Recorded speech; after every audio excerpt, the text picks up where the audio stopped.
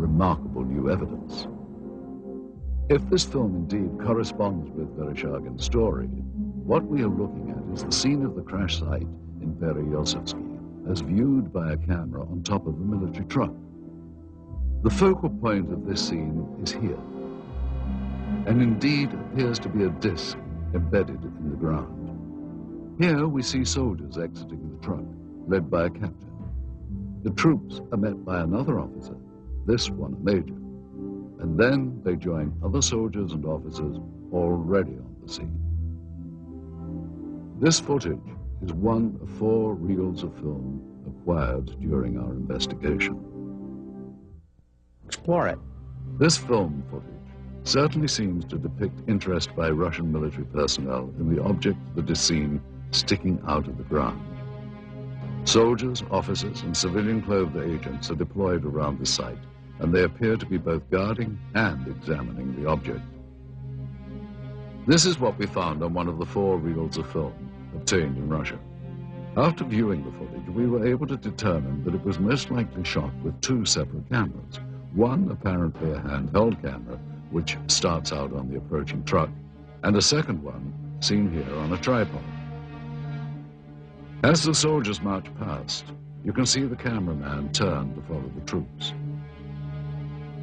Here we cut to the other angle, the point of view from the tripod camera.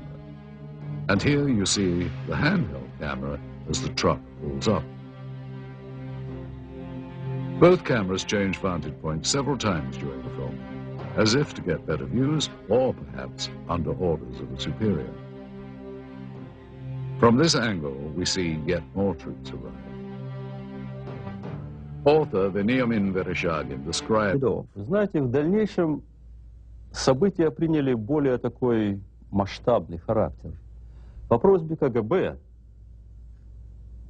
были привлечены... On the KGB request, the Soviet army...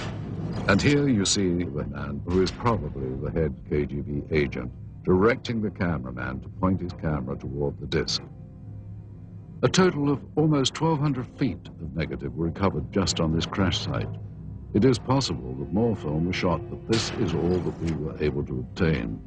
None of this film depicts the removal of the disc itself, and at no point do we see inside the object. From this angle, we do see the handheld camera shooting behind or inside the disc. However, that footage, if it was in fact ever shot, was not included in the cans of film we acquired. We can only speculate that it may still be at large. We must also speculate on how the object ended up here, based on information from where did this object come from and how did it come to crash here?